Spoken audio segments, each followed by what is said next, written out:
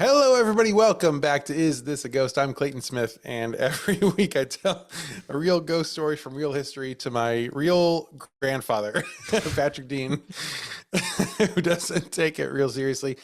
Is this how you wear your glasses now? This is it? This is. It is. I really enjoy being punched in the face. This is why I fix it. Yeah. Okay. Very Santa Claus vibes I was going going on. for sexy librarian, but I don't think that's working for anybody here.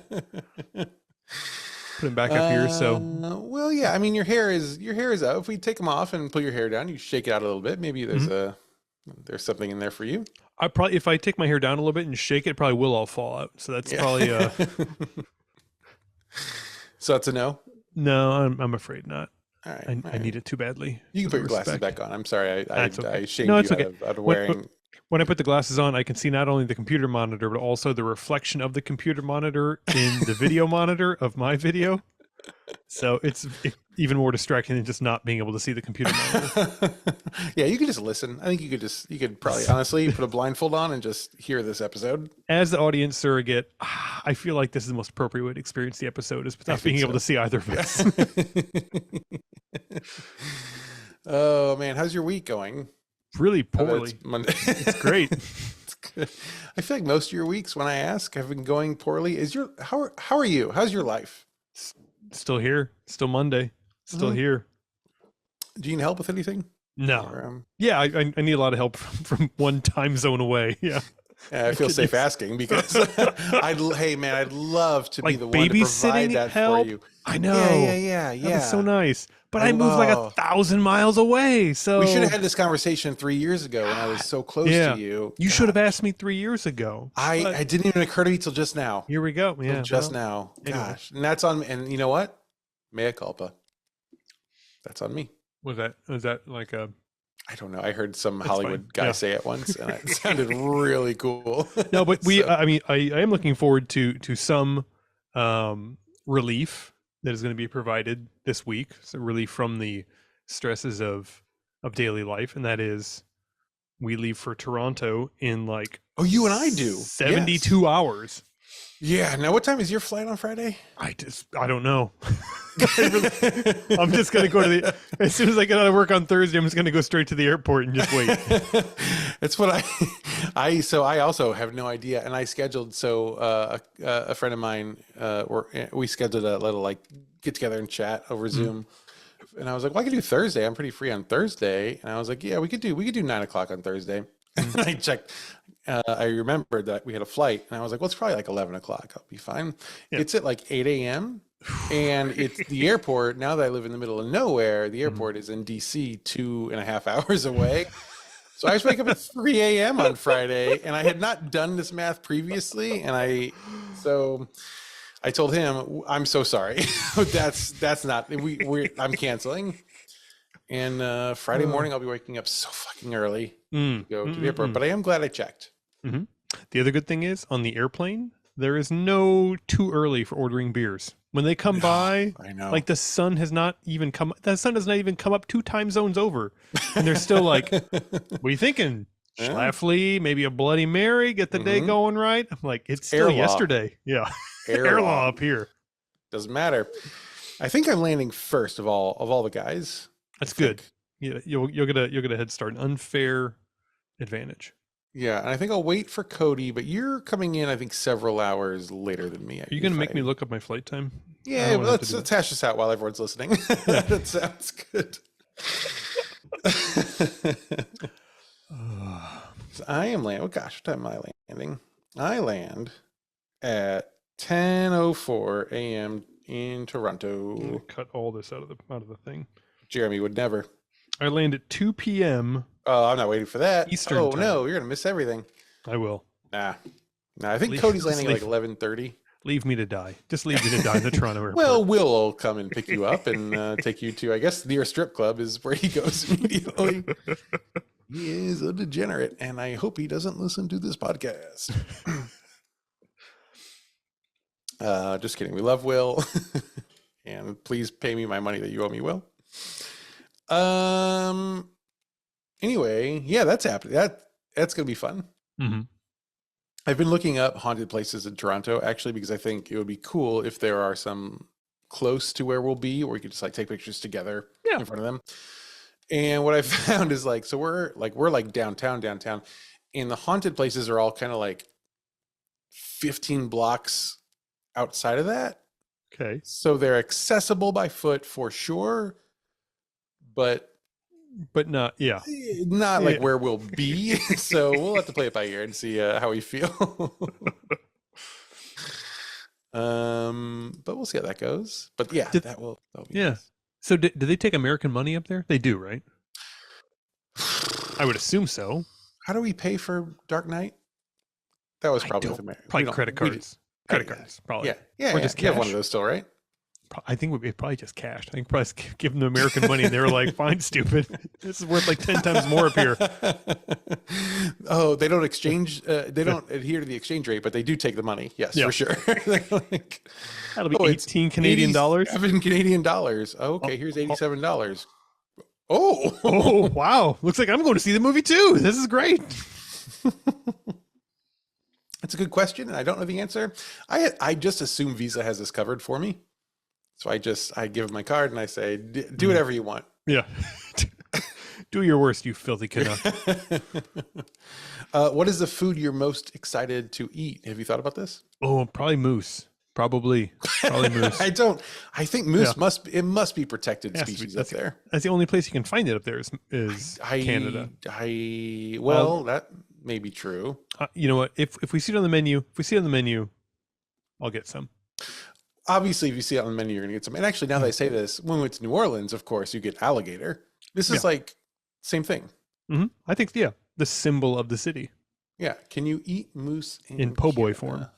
Let's see. I don't think they have po' boys, but they probably put, oh, yes, you can eat moose in Canada. Yeah. And most parts of the moose are edible. I didn't want to go that far. Have you ever had moose haggis? I have not had moose haggis before. Have you ever had haggis at all? I have not. It's not on my list. Oh boy. One time I went with my Uncle Jerry there's a place in St. Louis that is on Sarah Street. I don't remember the name of it. It's a classic like Scottish, like Scotch pub, Scottish pub. Is it the Scotch Arms? It may be. Yeah. That sounds right. Closed. But yeah. For good reason, because we were like, well, this may be our only chance to have haggis. And we ordered it, and I don't know how to put it into words how much I wished to God for death when eating it. It's so bad. I think my sister has it on video somewhere. Excellent. It's not excellent. It's not excellent. Okay. It's bad. Would you like to know different ways that Canadians eat moose? You're actually Googling moose haggis, but you go ahead. You go ahead.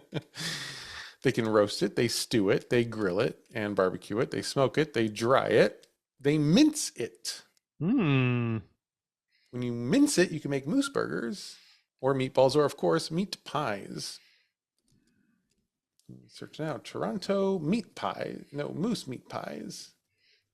Excellent. Toronto moose meat pies. I guess we're eating moose when we go to Toronto, because there are a lot of returns here, my friend. Okay. Well, it's upsetting and exciting all at the same time. Like so many of these trips. Yeah, that's true. Anything else you want to talk about before we dive in? No. Now, by the time people hear this, of course, we've been to Toronto, so I should ask. One of us has returned. I most of it at the airport, actually. All right. I bet we had a blast. I bet we sure did. And we probably took some. We probably took some ghost photos. So go check out "Is This a Ghost" on Instagram and look at the photos we definitely might have taken. All right. Well, I do have a ghost story for you, my friend. I have to label these buttons. Oh boy, but that is the sound to let you know that we're getting started. So I will say, Juan Manuel de Ayola y Aranza. Mhm. Was Is that born one guy? Is that several guys? I don't. one gentleman. Okay. He was born on December 28th, 1745 in Andalusia in España. Oh, okay. You been to Spain? I have not. No. Beautiful country. Oh. I've been there. I don't want to brag. 2 times. One of them with a wife who did not like me. So that was a strange trip. Very liberating, though. Like, what do you want to do today? For one of us. What the fuck do you care? Okay. It's fair. It's fair. Great country, though. When Juan Manuel was 14 years old, he joined the Spanish Navy. Mhm. In the early 1770s, the Spanish royal authorities ordered an exploration of Northern California. The Oh. purpose was, quote, to ascertain if there were any Russian settlements. So people have been accusing Californians of being communists for a long time. It's kind of a roundabout trip, though. I mean, if you're going to accuse the Russians of something, you just do it out in the open. It would They be want to much go easier to like just go to Russia and be Right. like Jacques or whatever they say in Spanish. instead. They're like, we're going to go on the opposite side of the globe, which we've only just recently figured out is kind of shaped that way. And we're not entirely convinced it's actually shaped that way. Yeah, that's a trip for sure. Now there was already a land expedition underway in the New World, but this was going to be a naval expedition. Mhm. So Ayala was a lieutenant by this time, and he was assigned to the naval expedition. They sailed from Spain to Mexico. Mhm. They landed in Veracruz in August of 1774. From there, they hoofed it to Mexico City to get their orders. Now, there were several boats in this fleet that was meant to go up the coast of California, and Ayala was given command of a schooner named Sonora. And Sonora, famously means. Your wife is a Spanish language teacher, I think. Yeah, that's why I don't have to answer. That's why I don't have to answer. Oh, sure. Sonora means beautiful corn silk. I love it. That's right. It's dead on. Yep. Yes. Now the Spanish did think that grapes were corn. They're so stupid. Now I think of Sonoma. Well, I've messed this up. Amy, can you come help? Fix the podcast. I demand it. Hey, Jeremy, call Amy and just have her like kind of patch in the right word in my voice, though. Would be great. So he's given command of a schooner. However, just before the whole gang set sail, the captains of one of the other ships in the fleet, Don Miguel Maringue, went quite mad. Oh. And I don't know exactly how that manifested, but I have some really fun images in my head. So Ayala was ordered to take over his ship instead. So Ayala now finds himself commanding a packet ship called the San Carlos. And you know what a packet ship is, I'm sure. Yeah. We're like we keep all the sugar packets because of all the tea. Yeah. I mean, it's like the one with the tea, and then the other one with the sweet and low. Yeah, and yeah. Spanish people obviously very famous for enjoying tea with sweet and low. Yeah, I think so. I think that's right. Yeah, sweet and low. Or in Spanish, I think it's sucre y bajo. I'm pretty sure that's. Well, I would love to say mean things about that, but that is literally how I would have translated it as well. So let's move on. As far as I can tell, packet ships it's a name given for ships that were made to carry packages, like kind of like cargo and stuff. Yeah, like the Amazon van of the 18th century. It's very much like the Amazon van of the 18th century in the sense that if you're behind it and you're trying to get home to your port and that ship just like stops and then the captain gets out and just gets in a rowboat and takes 19 hours to fucking paddle to shore and drop the boat off, and he's listening to his AirPods and it's like And he also has like an orchestra on board playing so fucking loud you can't hear yourself think. God. When we lived in Berwyn outside of Chicago, before coming here to Virginia, it's less of a problem here. Maybe surprised to learn where there are no people, but when we lived in a place with lots of people, like I would say about 17% of the time I would drive down my street to get to my house. There was a fucking Amazon van, and these are one-way streets, and there's cars on both sides, and it's just like, just stop here. Sure. And then you would just not see the driver, like would just be, I don't know where they would go. They would just like leave for a while, and you would just be sitting there for sometimes like 10 minutes. A lot of time to reflect, though. A lot of time to reflect on life and your day. On ways to murder people without being charged for it. I used to like catch up on my my emails. You know, like, well, I'll be here for a little while. Again, return a couple emails here. Sure. Right. Well, that was a packet ship. So now he has a packet ship. Now, packet ships are particularly good in shallow waters because they're wider but flatter, like not like so a barge. Deep. Yeah, they're like a barge. Yeah. So they're good in shallow waters, like canals or like ports of entry. So when the fleet gets up to what is now San Francisco, they see this gap in the land that is called the Golden Gate. Oh, okay. I think I know where this is going. I don't know if you do. Let's find out. Obviously, you know the Golden Gate Bridge. So do you know? Oh, that's where I thought it was going. And that's when they built a bridge. End of story. No ghosts this week. Thank you, everybody. Do you know what the Golden Gate is? Where the name of the Golden Gate Bridge comes from? I did not. I have no idea. No, it's all news to me. I read this thing. It was like, well, they found the Golden Gate, and they did not explain what that was. And I was like, what the fuck is actually the Golden Gate? So the Golden Gate is the name given to the entry point into the Bay of San Francisco. Okay. The Golden Gate Bridge, of course, spans that space. I don't know who named it the Golden Gate. I'm sure that information is readily available. Did not do the work to figure it out. Only 24 hours in the day, and only one of them dedicated to studying for the podcast. I'll tell you what. That's right. So they find this this entry point into the San Francisco Bay, which is very famous for being in San Francisco. Yeah, full being of sea lions. The opening shot of sea lions and Full House and all that.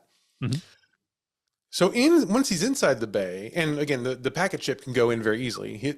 So that's why he goes in. By the way, didn't write this down. I should have noted. So the fleet was like, "Hey, do we have any ships that can maybe like go over this shallow water into the bay?" And he's like, "I got one." And they're like, "Okay, go ahead." So he sails on in, and inside the bay, he's the first person, as far as they know, to discover what's inside the bay. Now, again, as is pretty common on this show, there were lots of indigenous people who had spent a lot of time. Lots of Cubans already there. Yeah. On the shores of the bay, like doing their shit. But this guy discovered it, and he discovered a handful of islands inside there. And one of the islands inside the San Francisco Bay, he notices is covered with brown pelicans. Ooh. Okay. Which is apparently still a common thing. And so then, of course, he names it because he discovered it. So he gets to name it. Even though people have been on this island for fucking hundreds of years. He discovered it. So he names it Isle of the Pelicans. I have exactly 3 seconds to name this island. If you're going to call dibs and you've got a ship full of like 50 people, I get it. Because you're going to be like, Isle Pelicans. Nope, that's what it is. Can't, come on. Nope. Bob, no. Bob. You heard me. Everyone heard me.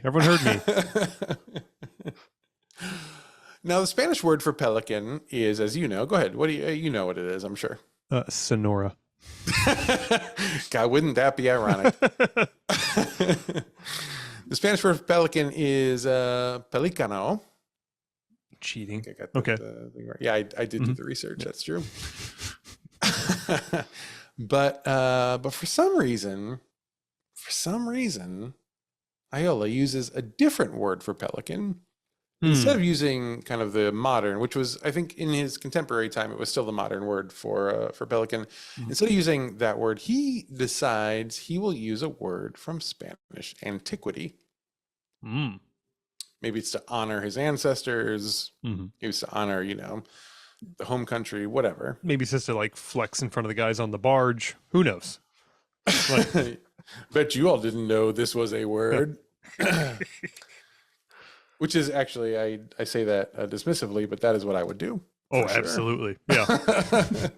Not to be pedantic, but let me be the most pedantic you've ever heard. In fact, that is the Isle of Pedantic. Did you know? So anyway, he uses a word from Spanish antiquity for pelicans, and the name that he gives the island in Spanish is Isla de Alcatraz. Now, you may be shocked to learn that today that island is known as Pelican Island. Yes. Yes. In a sense. Any other guesses? Alcatraz. No, you fucking idiot. No, it's called Yerba Buena. Nice try. What? Okay. I was also so confused. We'll come back to this. Okay. This island that he discovered is now Yerba Buena. If you go and you Google map it, you'll see Yerba Buena, and it's there, and that's what they call it, and it's not Alcatraz. So don't you feel stupid.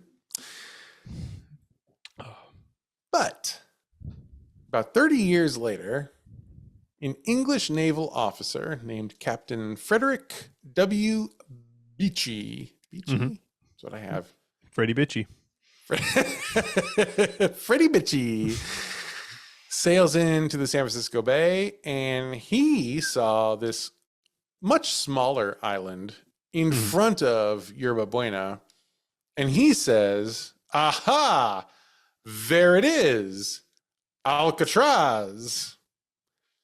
And the crew is like, sir, actually, that other bigger island behind it, that one is the one they call the Alcatraz. Is that bigger one is Alcatraz? And he summoned up, I guess, all his purest white man energy, and he said, oh, no, this one is Alcatraz. That one there, something else.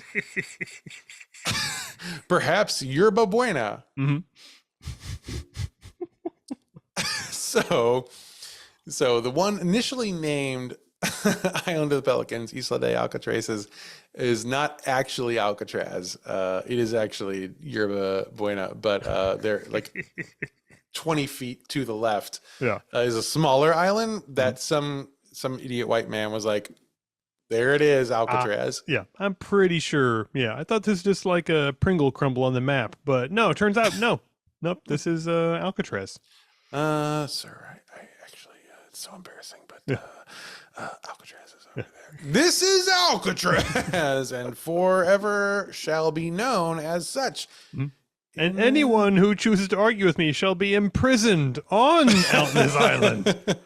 In fact, ooh, I'm onto something here. I have an idea suddenly. I think this is good. And of course, this smaller island that is one big rock becomes known as Alcatraz. Now, Alcatraz is it's not a cool island. No. I mean, go ahead. It's pretty cool. Well, if you've seen the Nicolas Cage, Sean Connery movie, The Rock, I mean, that's super fucking cool. If you've ever been bored, like Saturday afternoon, and you've been flipping through channels, and The Rock is on, I mean, I'll tell you, I haven't seen that movie in a long time, but I do remember very distinctly. I don't remember much about the movie itself.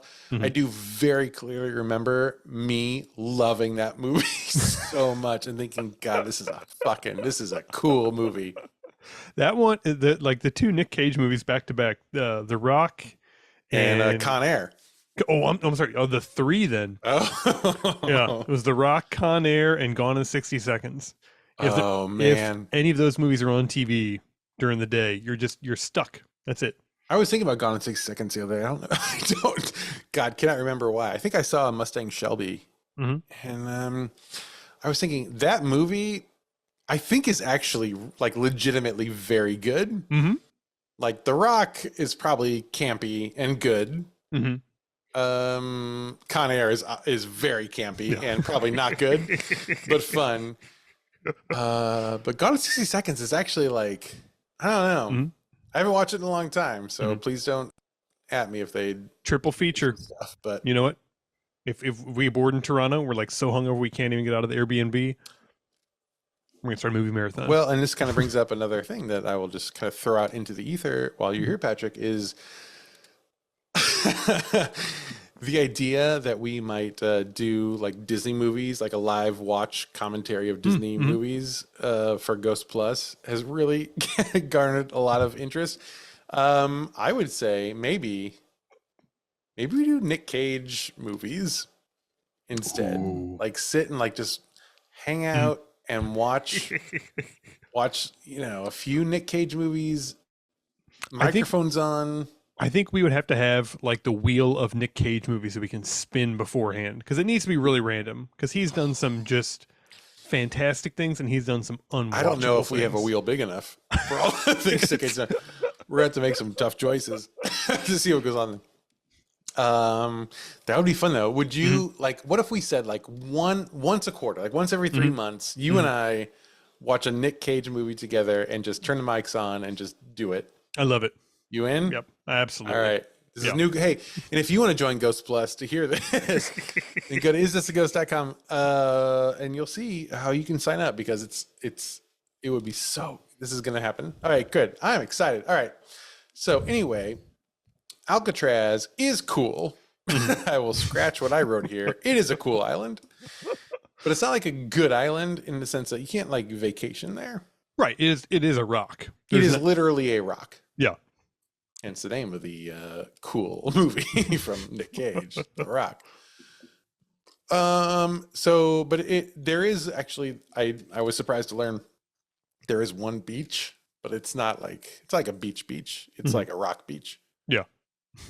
It's like, this is where the rock goes a little more gradually into the water. Still very sharp though. We'll call it a beach. Yeah. It's not like a, it's kind of a play on words. It's not. So people are not like clamoring to just like own this island. Right? Sure. And so this Captain Beachy, he gets there and he's like, I this is ours now, I guess. And everyone's like, okay, that's fine. And then he realizes like, oh, it's not very good actually. We don't really like it. It is Alcatraz. Right. We've all decided this is Alcatraz. But we don't want to like do anything here. So it just kind of sits there for a while. No one does anything with it. And really they do nothing with it, which is kind of weird because it's, if you look at a map, it's like, and if you want, we actually can look at a map. Yeah. Because I was not entirely clear on the the location of Alcatraz. It's kind of wild. So I will share with you, Patrick. And if you want to see these, please, friends, join us on our YouTube. So this is, of course, the island. Now, if you zoom out here, so here's Yerba Buena. I see. Which is the original Alcatraz, the actual Alcatraz. Right. And they're like, no, that's too far away. But like, if we zoom out here, so this is obviously the ocean. If you come into San Francisco, into the bay, through the Golden Gate, first island, under the Golden Gate, it's the first island you see, and it's right in the fucking center. It's a, it's makes perfect sense. Yeah. Yeah. Yeah. If you sailed in and you were like, I'm told there's an island in the bay called Alcatraz, and you come in, you're like, well, this is a shit island, but whatever. Okay. But that's Alcatraz. But also, like, there must be some value to it, right? Because it is, again, like, what if you put like a welcome center there? That would be great. Or a cannon, just anything really. Sure, cannons in this time better than a welcome center for sure. For sure. Yeah. So anyway, so it's right there. It's small. It's terrible. It's a rock, but it is like right in the literal center of where you enter San Francisco Bay. So there's got to be some value, but no one can find it for a while. Now, by 1846, there's still not even a lighthouse on this island, which again is wild because, as you've seen, it's in the middle of everything. It's the middle of like if you are taking a boat into the bay, you will hit this island unless you go hard left or hard right. Yeah, and it's not made of soft stuff. I know, famously, made of rock. It's a rock. I mean, it's right there. So eventually, the governor of Alta California, which is this is all, of course, when Mexico still owned California. The governor of Alta California, whose name was Pio Pico, which I like a lot. Pio Pico. He was like, Jesus Christ, will someone please put a goddamn lighthouse on this thing, because we keep wrecking ships. So in June, are you okay? You keep looking over here. I see shadow. I got Lewis. Yeah, I'm talking to you. Whatever. Hey, Lewis, we're kind of like trying to do something here. He's eating really loud. It's like crunching each individual kernel. Boys got to eat. All right. Where are we here? So we need some sort of a light or a beacon or a fire. We need a like beacon. Someone who's screaming the whole time on the island. Wait a second. I think we may have just killed two birds with one stone. Someone call Al Capone. We have a job for him. So Pio Pico is like, please God, lighthouse. We have to have a lighthouse. So in June of 1846, he gifts Alcatraz Island to a man named Julian Workman. And the understanding here is that Workman, like, he will get the island for free, which again is not a good island, but he will just get it for free. In exchange, he will build a lighthouse. Okay. And he does, which is helpful and good. But it is still just a small and very rocky island. So a few months later, he sells the island to a man named Francis Temple. And for him, that's straight profit. Like, aside from, I guess lighthouses, cost probably some good money, but sure, mostly profit. So he sells it to Francis Temple, who then turns around and sells it again to John C. Fremont, who pays $5,000 in the name of the United States government, who, again, at this point, did not own any of California. Okay. So now the cannons are going in. So now we'll see. Wink. So Fremont pays $5,000, in which today is about $204,000. Still not much. I feel like it's way too much. I mean, knowing the history now, sure. Yeah, like sure. That's like you can't get a good kitchen renovation done in San Francisco for $204,000. Well, that is true. Looking at the market locally, yes, that is true. You buy a brand new house in San Francisco for $200,000. It is a literal hole in the ground, and you are grateful to have it. This really sounds like the kind of guy who's given a government budget and being told, like, you have to spend this before the end of the fiscal. And he's like, God, what the fuck do I spend it on? There's nothing out here. Can I buy that? Yerba Buena? No. The one behind it. I can never afford Yerba Buena. Can I buy that shitty? That kind of budget. Back? I have $5,000 in my pocket right now. Sold. Sure. So he does, and 2 years later, in 1848, the U.S. and Mexico signed the Treaty of Guadalupe Hidalgo, which, as I'm sure you know, ended the Mexican-American War. And this gave California formally to the United States. Oh, they should have never given it up. I mean, I'm kind of like a big fan because my wife but I mean, was born there and grew up there, and like, I don't know if she would have had such an easy time going to New York and then, But can you imagine the all-inclusives? Okay, well, good point. Just saying, should have held out for more. the hell up. Okay. Well, I will abstain from this conversation, but I'm happy to let you kind of, dip your toes in that water. So now California is part of the U.S. and let's see, 1 year later, of course, in 1849, the California Gold Rush ignites. Ooh. The 49ers come to town. Mm-hmm. And that is, I will say, very fortuitous timing. Like for America, like someone must have known there was gold there. They're like, we're going to end this war. This is a non-negotiable. We need this land. Yeah, like this specific chunk right here. Because like 6 months later, it's like, oh shit, there's a ton of gold here. It's like, wait till the Mexicans, wait till they get just over the horizon and champagne. Let's form a football team. Yeah. Let's go.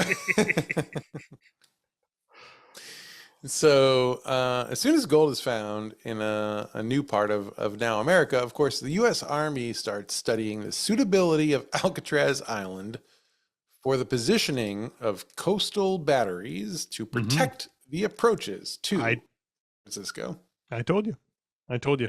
Yeah. Gotta be the cannons. Gotta bring the cannons. Cannons are first. It's our gold now, and we will blow the shit out of anyone who tries to take that. Now these studies, I guess, did prove fruitful because in 1850, President Millard Fillmore ordered that Alcatraz Island be set aside as a U.S. military reservation. Like, you're right. That is great. That should be, I think we may have more ways to use this. Put a pin in this island. Yeah. That's ours now. No one else gets it. And everyone else like, do you know how hard it is to put a pin in the island? It's all rock. It's all nothing but rock. Did you not read my notes? So Fremont, who had bought the island from Mexico, remember, he was like, shit, yes, okay. This is a payday. Yeah. So the U.S. wants this island. I got this island for them. Like, I'm going to get rich. Yeah.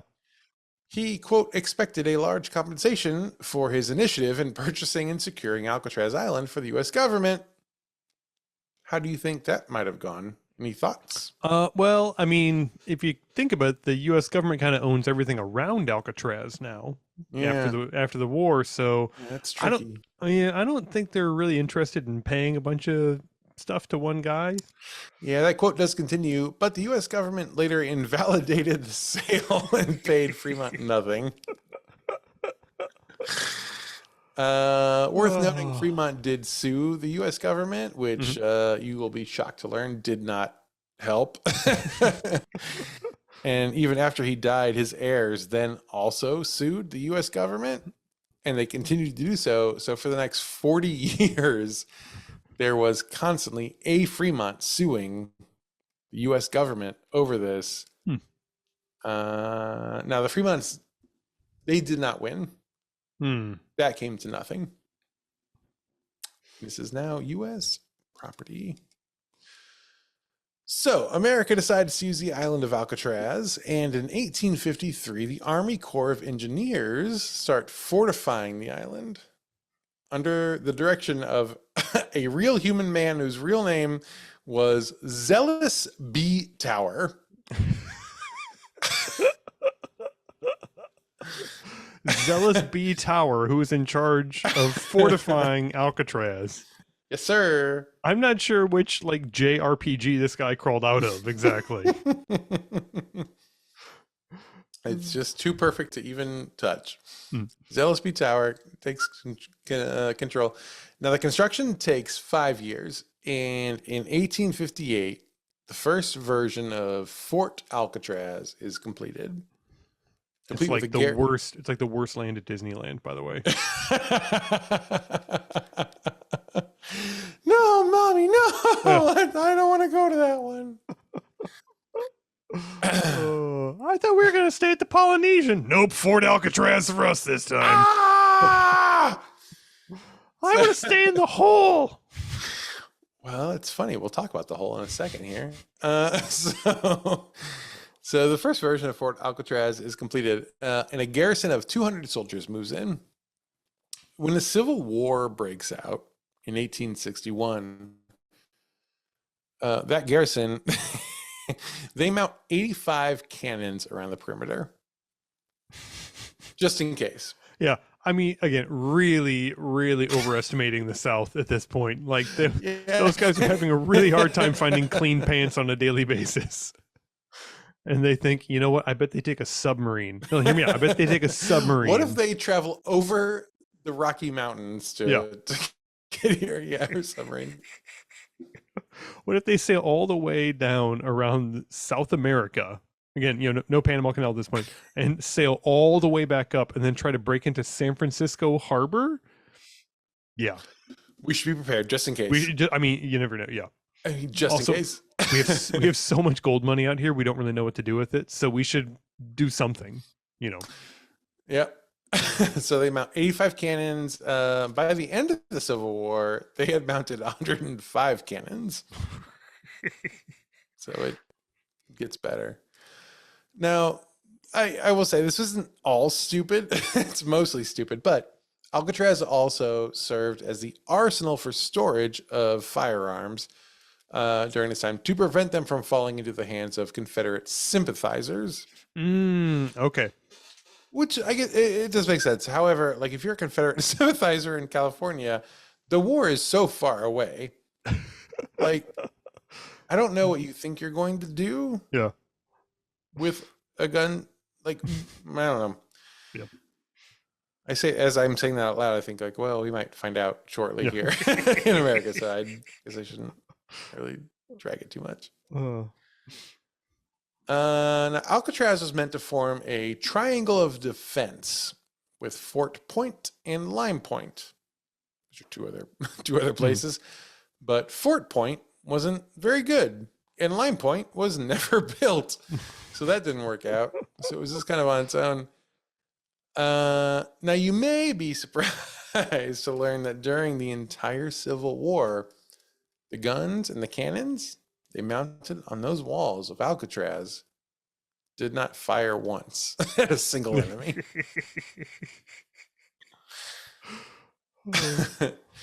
But they did use the fort to imprison Confederate sympathizers. Okay. So this is the first time that it's being used to imprison Cuban people. Yeah. So they used the island to store guns and ammunition to keep them away from Confederate sympathizers. But then also, brilliantly, bring them in. That's what we're going to keep. Yeah. They were just dying. Yeah. Because there's so many soldiers there. They're like, okay, we've done too good a job. Please give us one Confederate sympathizer to like take a gun and like do some stuff, and we will just be so excited to go shoot that guy with a cannon. Yeah. And no one did. So they're like, what if we, okay, here's an idea. I don't know. What if we bring them inside the walls? They're so close to the guns. They could take the guns and we could shoot them with a cannon. And that is kind of how that went, I think. So once they started using Alcatraz to hold prisoners, the U.S. government realized, like, hey, this is actually kind of built for this. It's kind of great. We may want to hold more prisoners here. Because not only is it an island, but the bay, the San Francisco Bay, it brings in some incredibly strong currents, and the wind is really bad. So it's very hard to get like even small boats out of there. So yeah, and we've talked about the sea lions. I mean, just murderers, absolutely murderers. I wouldn't say we've talked about that. We've mentioned they exist. You want to, So do you want to kind of just? I mean, they'll steal a sandwich right out of your hand. You don't want anything to do with them. Those motherfuckers. Also, the Pacific Ocean is cold as shit. So, we've obviously been to the Pacific Ocean. It's so fucking cold. So even if you do get out of the prison, if you swim out and you're a strong swimmer, if you're not a strong swimmer, the current will take you under. If you are a strong swimmer, then the temperature of the water is going to take you under. You're going to have hypothermia. Like it's it's a really great place if you want to build a prison where no one will escape from. And the wheels are turning. So in 1870, the government starts leveling out the island to make it just like a little overall better. Again, lots of rocks. They're like, if we can level it, we could build more stuff here. As your toilet will attest. Oh, this is just like screaming. I'm not sure if it may be broken now. It may actually be broken. Jeremy's got this, all right? I'm sure he does. Well, in 1870, the government starts leveling out the island, and they level about 100 yards before they're like, fuck, this is so hard. This whole island is just rocks, so we will not anymore. So if you look at Alcatraz today, there is like a yard in front of the prison that is very flat, and nothing else is flat. Because that was as far as I got. So this is when they officially shift their plan from coastal defense. Because they're like, we can't make this whole thing flat enough to like hold cannons and whatever else we need. But maybe we should lean into what it's good at. So now it becomes a place officially of detention. In 1867, a jailhouse was built on the island, and the next year, Alcatraz was officially designated as a long-term detention facility for military prisoners. The first prisoners were mostly those Confederate sympathizers, which, you know, don't feel too bad about. But also some Hopi Native Americans who refused orders to send their children away from their families to Indian boarding schools. Okay. That is one that I do feel not good about. Yeah, that feels pretty bad. That's a pretty bad one right there. Yeah. I guess I do retract all support for white imperialism that may have come through earlier in this episode. In the 1890s, the Spanish-American War breaks out, and the POW population of Alcatraz rose from 26 to over 450. So they're really putting it to work. In 1906, now there was a really big earthquake in San Francisco. If you're not familiar, this was a very serious earthquake. So it registered a 7.9. And just for reference, this is really, I think, just a reference for you, Patrick, and maybe about like 6 other listeners. In 1812, you probably know there was an earthquake in New Madrid, Missouri. Yes. Yep. It was so strong it caused the entire Mississippi River to flow backward. That particular earthquake was felt all the way from New Orleans to Quebec.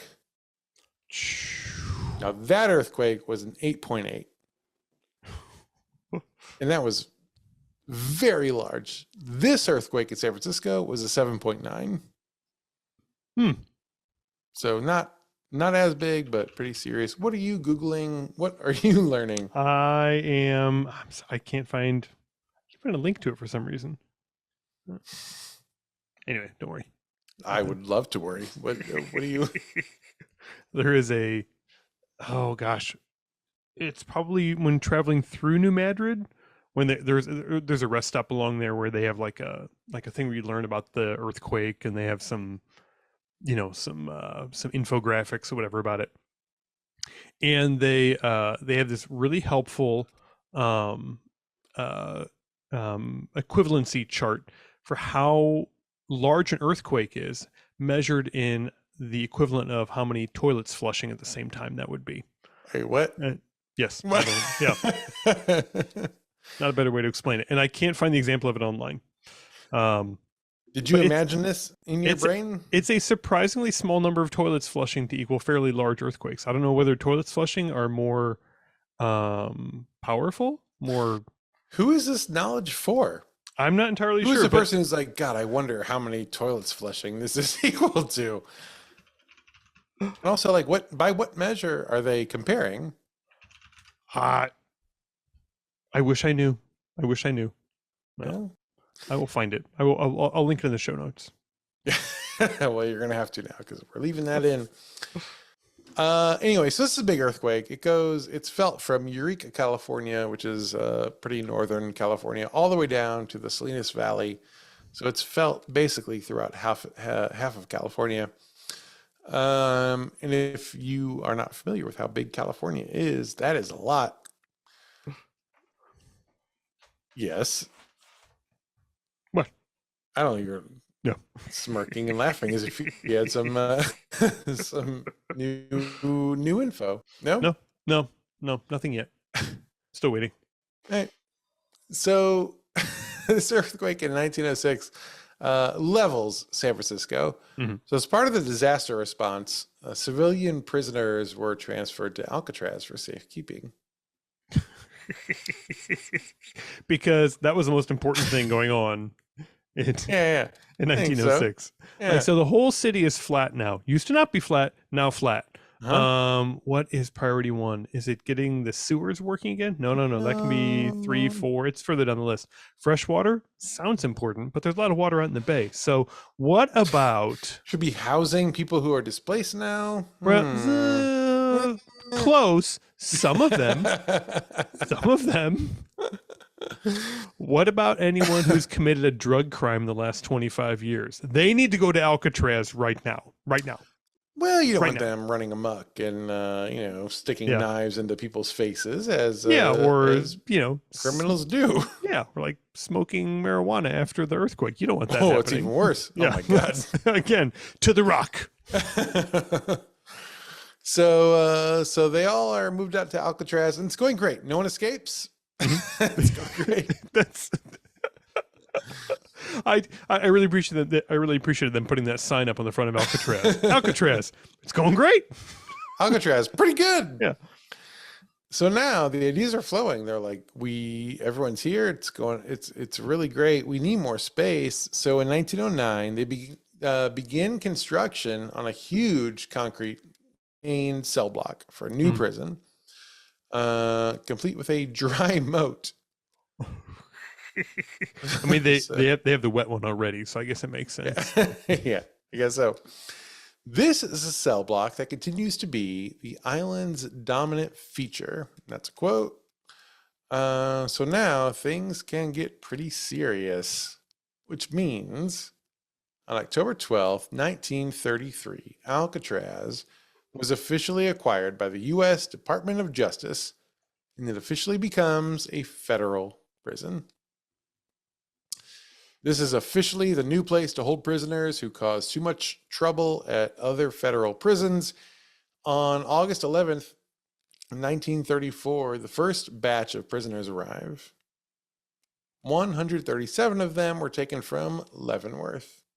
Nothing good ever comes out of Kansas, as we all know. These 137 prisoners were escorted by 60 special agents, U.S. Marshals, and railway security officials. So there's like one person for about every 3 prisoners. Mm-hmm. So I don't know, they're a big deal. It turns out Alcatraz, and I was surprised by this, was only actually in use for 29 years. I thought more.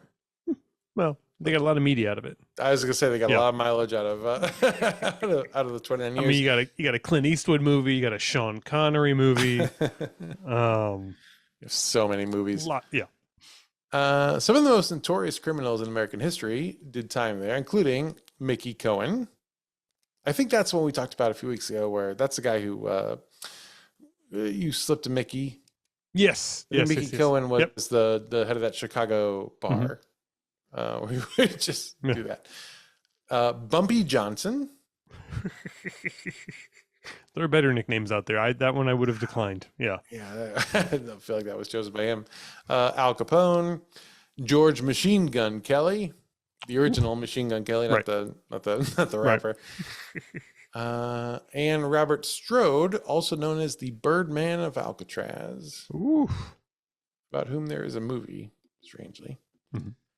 And here's a fun fact. Let's try this one. Oh, Yep. Hello. no. Dong. Sure. Fun fact. You get 3 clicks, and then we got to go on. I'm sorry. We have no time for this. The prisoner who served more time at Alcatraz than anyone else is a man named Alvin Creepy Carpus, who served 26 years. It was only open for 29. Correct. Now, if you were wondering, as I was, about why he got the nickname Creepy, here is a photo of him. That's it. That's absolutely him. Yeah. Mm-hmm. This is like maybe 5% below Ted Cruz. This is like, but it's close. Again, it's very close. Very close. It's very close. So I'm going to assume he was a Leavenworth transplant since he has KSP, the Kansas State Penitentiary. Oh, very good. Very good. Probably so. So right. maybe he got out. Maybe he got out 3 years before Alcatraz folded. Or I don't know what happened with Alcatraz. Well, we'll find out. I mean, besides in The Rock, I know what happens then. Well, what happened was Ed Harris came in and took it over, and then threatened to destroy the whole world. Here's an additional fun fact.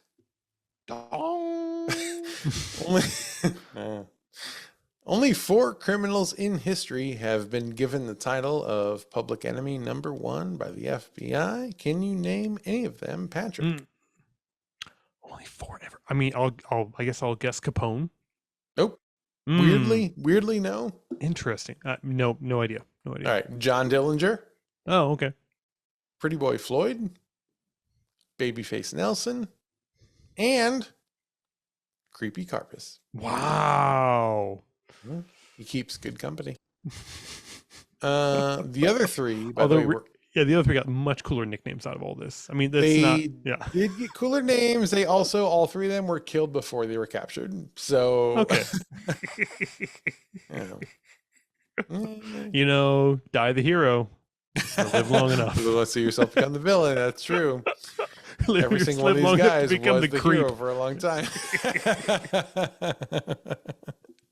Harvey Dent's other famous quote. They did cut that one out of the movie, but in the comics it's there. So now Alcatraz has officially become what it's known for today, which is this maximum security prison. Mm-hmm. During its time as a prison, 36 prisoners tried to escape. 23 were caught alive, 6 were shot and killed during their escapes, 2 of them drowned, and 5 are listed as missing and presumed drowned. Mm. Which I think is just, they don't know. Yeah. So. They think they know. People. Yeah. I don't know. It's possible some people did escape, but it was very hard to escape. Because again, the prison is, you know what? Just go watch The Rock. You'll they explain it all in the prologue. It's fine. Yeah. If you want to hear it in a Scottish accent, go watch The Rock. The problem with Alcatraz, though, is that it's very expensive to operate. So it costs about $10 per prisoner, compared to the other federal prisons, which were averaging about $3 a prisoner. Well, I mean, it's in San Francisco. What do you expect? That's what I said. Yeah. It's a lot of avocado toast for those guys. I really don't know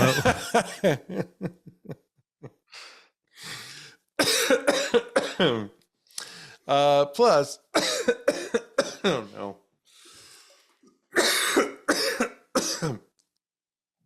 Drink your honey. There you go. Plus, the salt in the water and the air it did erode a lot of the walls. So in 1963, the whole prison's kind of falling apart, and it was ordered closed. Now, probably goes without saying that prisoners died while they were in Alcatraz. Mm-hmm. And we're about to talk about some of the ghosts they left behind. But it is also worth noting that way before Europeans came to San Francisco, before the Spanish and whomever else, Native Americans here already believed this little small tiny rock island was inhabited by evil spirits. Yeah, I mean, again, with just the general beauty of the San Francisco, like the Bay Area, And then there's just like this like gray stone in the middle of the bay that grows nothing and allows no life. Yeah, One of these things is not like the other. One of these things just doesn't belong. I'm not going close to that island. Yeah. No way. Yep. So they were convinced of that. And in fact, some tribes were so sure that the island was full of evil spirits that members of those tribes were sometimes sent to that island as punishment. Oh, It's like you go there and think about what you did. Sort of thing. Yeah, like standing in the corner. Makes sense. Yeah. Yeah. While the evil spirits ravage your mind and body and soul. And sometimes they were there for a short amount of time. Sometimes they were placed there to be there for the rest of their lives. I'm sorry. What are you? You're swinging a cat. I'm not swinging. I'm trying to. He's eating a lot of cords right now that I don't want him to be eating. Is that Lewis? Hey, bud. What do you think? That's Lewis. That's Lewis for sure. Don't eat any cords. Don't eat any cords. He won't. He has to eat cords. He definitely will, and that's fine. So, gosh, where are we here? So, boop, boop, boop, boop, inhabited by evil spirits, punishment. Go there and think about what you did. Oh, yeah. So this is like some places just like attract ghosts, which is actually kind of like Belcourt Castle, which we did a couple weeks ago. Like a lot of the ghosts in that story aren't the people who built Belmont. You know, it wasn't Belmont. It wasn't the people who built Belcourt. But ghosts were attached to the things the new owners brought in, like the suit of armor and the chandelier and stuff. So sometimes you have like a perfect storm of like place that loves ghosts and place where lots of people die with unfinished business, which I think brings us all back to Alcatraz and how great it is. So even before Alcatraz was closed, people started seeing ghosts. Several guards reported seeing strange occurrences, including terrible smells, sounds of sobbing and moaning, and reports of what they called, quote, the thing. Oh. The thing was apparently an amorphous entity with glowing eyes that appeared to quite a few inmates and guards. Can't say it like that. Why not?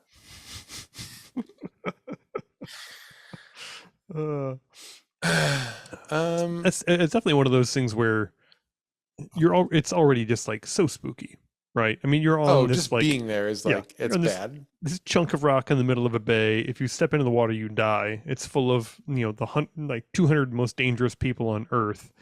You're like, and I don't know if you heard this. There's a monster here too. Just in case you're getting too settled in. Absolute best case scenario. This is a bad place, and then it's like, oh, also there's an amorphous thing that will eat you. What? The first and longest serving warden of Alcatraz was a man named James Johnston.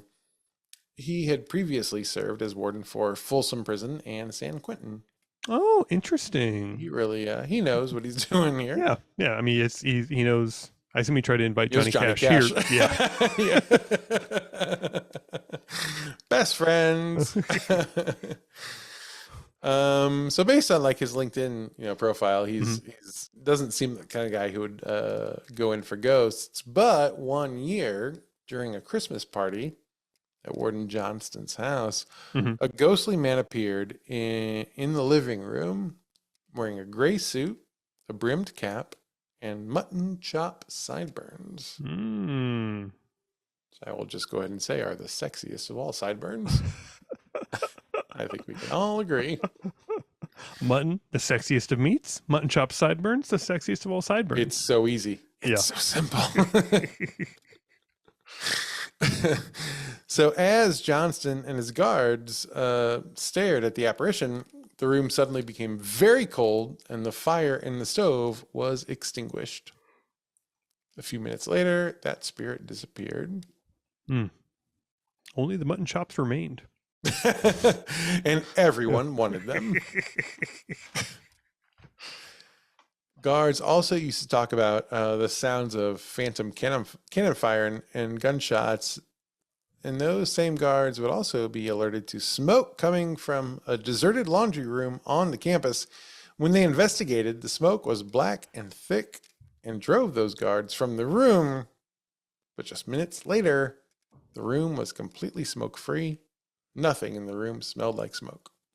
Oh, wow. One of the inmates of Alcatraz was a man named Abby Maldowitz.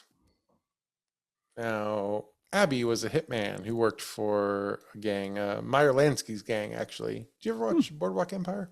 I did not know. Oh, great show. Mm-hmm. 10 thumbs up. And delete Fair some enough. of my notes here Fair because you've never seen it. Because he's a character in that, but you haven't. Totally fine. Yeah. But, Yeah. but like not prominent enough to get a nickname, though. Backspace. Right.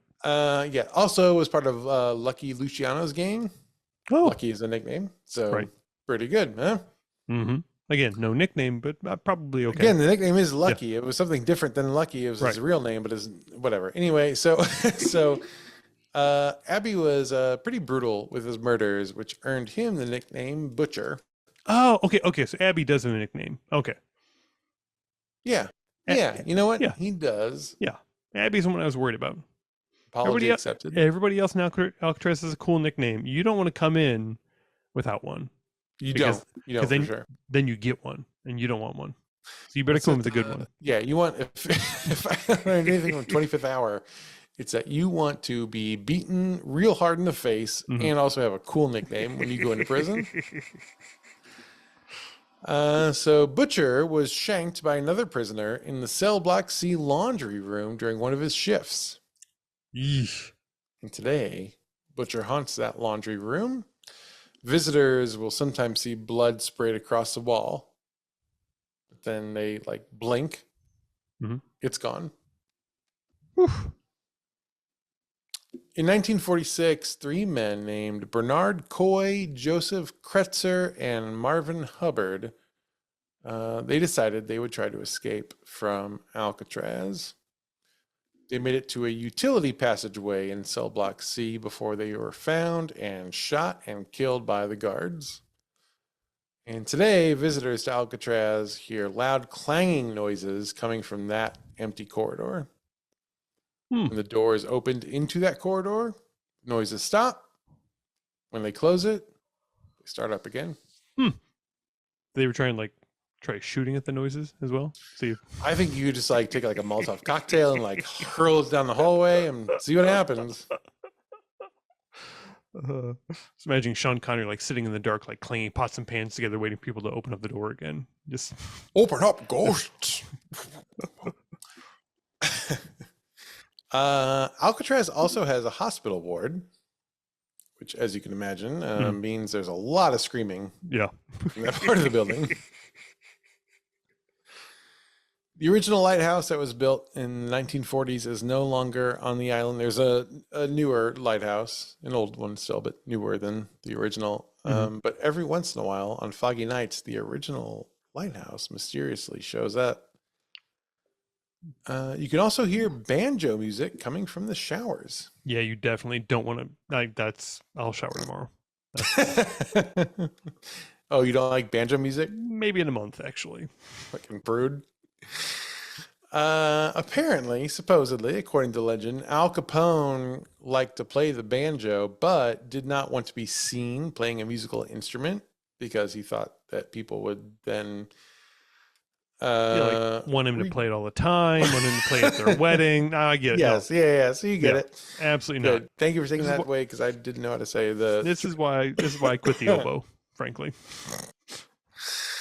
Yeah, it's so weird. Every time I'm like at a party, I'm like, why is there an oboe player here? Like every time I go to like a fundraiser, it's like I paid $100 to come listen to an oboe player. And you look at the guy and he's playing the oboe and he looks at you.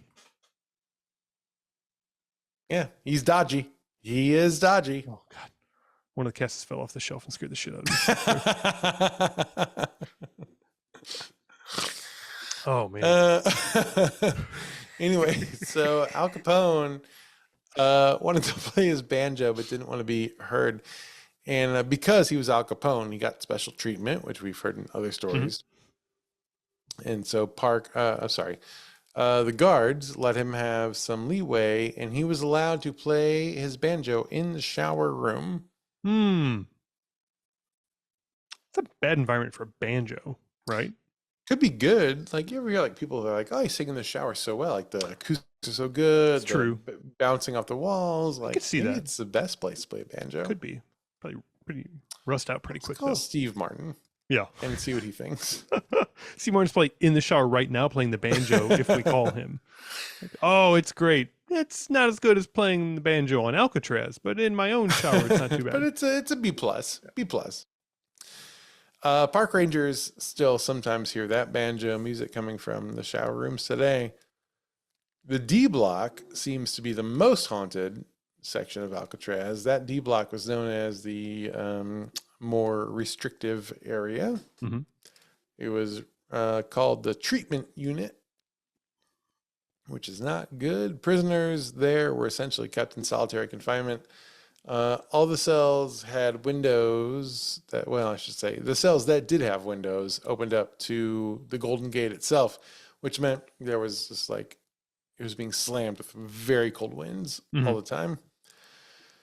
Inmates in D block were often thrown into their cells naked. They were not given much food.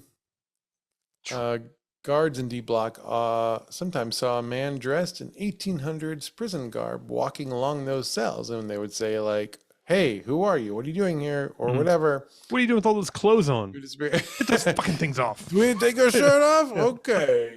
It's a naked block here. It's called the D block for a reason, huh? Show us your D, I think is what they said. On one occasion, when an inmate was locked in the worst cell in the block, this is called the hole, and the hole was kind of what it sounds like. So this whole block was, this whole string of cells was underground. The hole was a block with no sink or toilet. If you had to go to the bathroom, there was a hole cut into the cement that you would just go into. And that was basically your plumbing. And it was, solitary confinement. So it was the worst place to be. You okay? What do you got? Still a cat creeping around on here. Can't see him. Can't find him. Really nervous. So one time there was an inmate in the hole, and that inmate began to scream, and he began to scream like, "Someone is in here, locked in here with me." You would say it. Someone with glowing eyes was locked in there with him. The guards, of course, ignore the screams, go like, "This guy's crazy," or trying to get out, whatever. The next morning, they go inspect the cell, and the inmate is dead, and there are handprints around his throat. The autopsy concluded that the strangulation was not self-inflicted. In a completely isolated cell. Now, Patrick, I know what you're thinking. We've been friends for a long time. I know what you're thinking. You're thinking, it's all well and good. Where's my evidence? Exactly. Where's my photo? Yeah. Huh?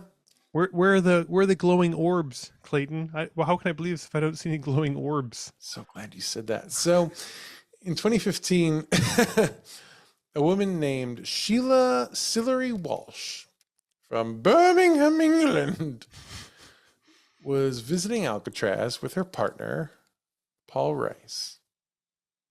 Okay. So, according to Sheila, quote, "As soon as we entered the prison, everything felt very eerie. I didn't feel comfortable there.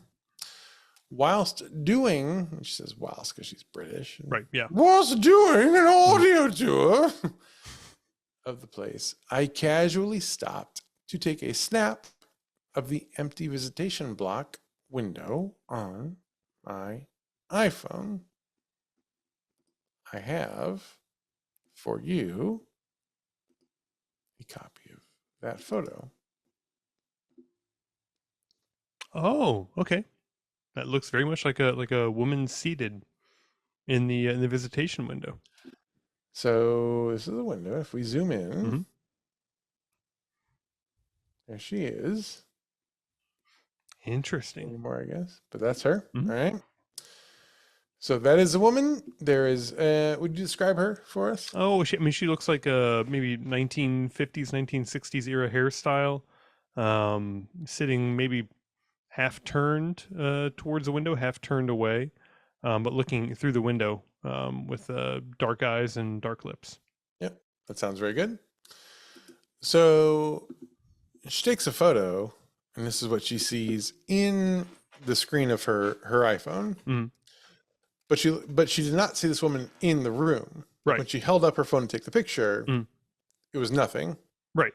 Takes a photo. In the Mhm. photo on the screen, she sees the woman. Right. And she's like, "What is Steve Jobs doing with these phones? This is this is wonderful, frankly." I love it. Yeah. It's AR now. I didn't know I needed this. 2015. Oh Yeah. my gosh!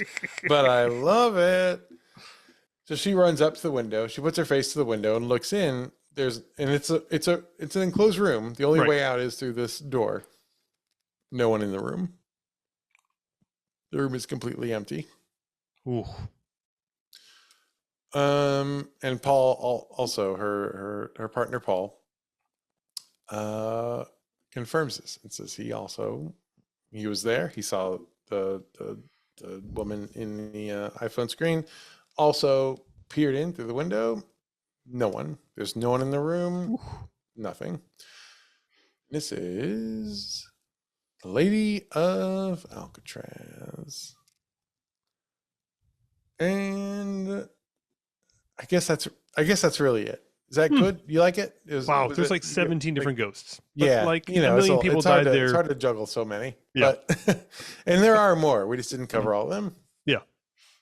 I'm sure Ed Harris's ghost is on there. I'm sure Will be soon. Will yeah. be soon for sure. Well, for sure. But that is the story of Alcatraz and the ghosts. Some of the ghosts that are there. Wow, What do you think? pretty intense place. Should I we thought- go? I thought it was like a fun place. Turns out it wasn't. Oh, there'd be like slides, and like Yeah. a ball pit. And I was like, I'm so excited. Now, I'll say, honestly, Mhm. if I'm not joking, Yeah. less excited. Mhm. Less excited.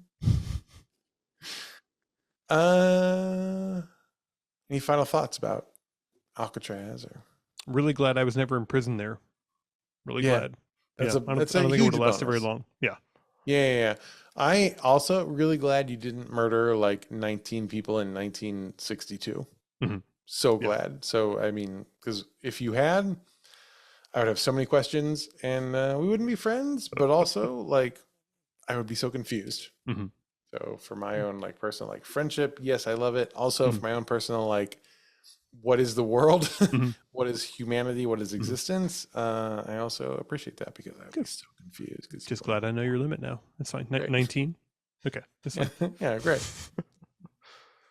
So this is our show, and if you like it, before we go, we should say if you love this podcast, please share it with your friends. If you recommend this to 5 of your friends, that's huge for us. We're always trying to grow and trying to get more listeners. We have a weird and fun time here every week, and your weird friends can be part of that. So please let folks know. As far as this episode goes, all the notes are taken by me, Clayton Smith. All the funny jokes were from Patrick Dean. All our video editor is Jen Swanson. Our audio editor is Jeremy Montoya. Our social media manager is Kai Valonis. Now, Kai has become very busy, so I will just put this out there into the world. If anyone else out there listening is interested in like also helping with social media, we would love that. We cannot pay you, so it would be a pretty. It's a labor of love. But if you like doing stuff on TikTok and you want to help out and help Kai and help us, we would love to hear from you. Patrick, final thoughts about Alcatraz? It's called the Rock for a reason. Guess it I don't is. know. That's like 7 Tough. final thoughts. I have no idea. Yep. No, it's tough. All right. Well, if you, listen next week, and I guess, gosh, it's closed down. So I don't know. Don't come commit so heinous a crime, they reopen Alcatraz. Definitely don't commit but 19 you in there for crimes. sure. Definitely not, because otherwise it's a pretty sure bet. We will talk about you next week on Is This a Ghost?